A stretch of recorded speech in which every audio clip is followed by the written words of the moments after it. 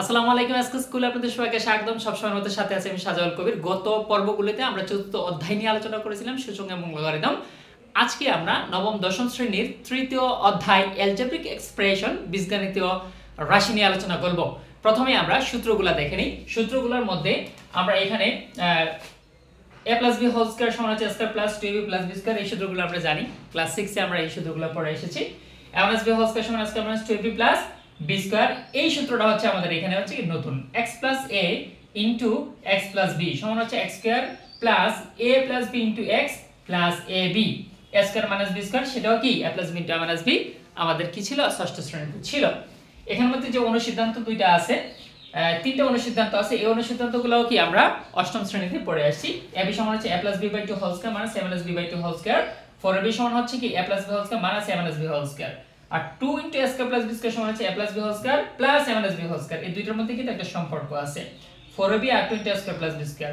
4ab এর মধ্যে মাঝে হচ্ছে কি মাইনাস, আর 2 * a + b a square + b স্কয়ারের মধ্যে হচ্ছে কি প্লাস। পার্থক্য হচ্ছে কি এইটুকু মনে রাখলেই হবে। আর কিছু অনুসিদ্ধান্ত আছে, পরবর্তীতে আমরা কি যখন ম্যাথ করব তখন কি আলোচনা করব। আজকে আমরা মূলত এই যে প্রথম যে দুইটা সূত্র আছে, এই দুইটা সূত্র দ্বারা আমরা কি করব, বর্গ, এই দুটোকে বলা হয় কি বর্গ নির্ণয়ের সূত্র। যেহেতু আমরা এক নম্বরে তৃতীয় অধ্যায়ের 1 নম্বরের যে অঙ্কগুলো আছে 1 থেকে 8 পর্যন্ত সবগুলো হচ্ছে কি বর্গ নির্ণয়, তাহলে আমরা এই দুইটা সূত্র দিয়ে আমরা কি করব, বর্গ নির্ণয় আলোচনা করব। প্রথমে আমরা উদাহরণ 1 এ চলে যাচ্ছি। উদাহরণ 1 প্রশ্ন হচ্ছে 4x + 5y এর বর্গ কত হবে। তাহলে সেটা যদি আমরা দেখি, বর্গ কত মানে হচ্ছে আমি যেই ভ্যালুটা আছে 4x + 5y আমরা কি করে দিলাম, স্কয়ার করে দিলাম। বর্গ মানে হচ্ছে কি স্কয়ার, আমাদের কি করতে হবে, এটা স্কয়ার বের করতে হবে।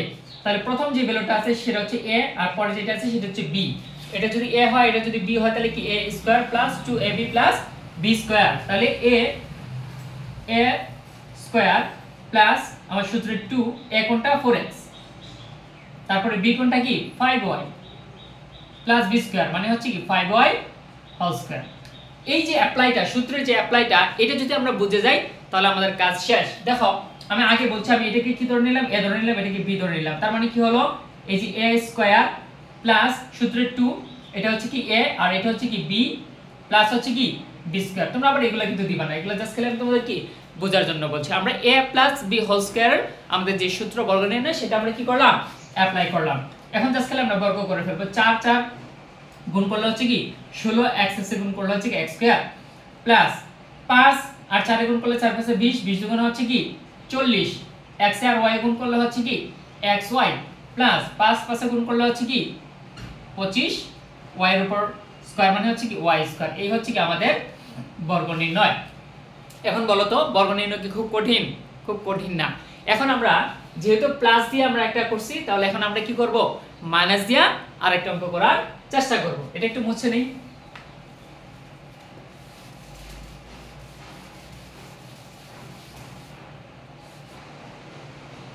এবার আমরা চলে আসছি উদাহরণ 2। উদাহরণ 2 হচ্ছে কি 3a - 7b এর বর্গ নির্ণয় করো। তাহলে সেম আগের মতো আমরা কি করব, যেহেতু এটা মাইনাস, এটা a - b whole square apply করব। তাহলে আমরা প্রথমে লিখব কি 3a - 7b হোল স্কয়ার।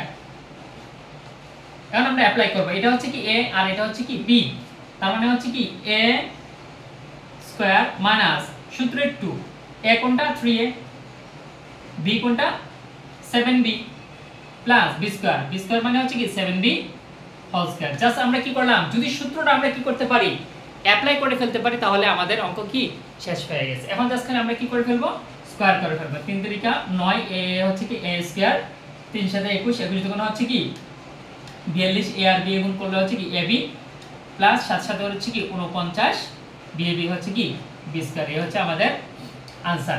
এবার বলো তো, বর্গ নির্ণয় কি খুব কঠিন? না, খুব কঠিন না, বর্গ নির্ণয় একদম সহজ।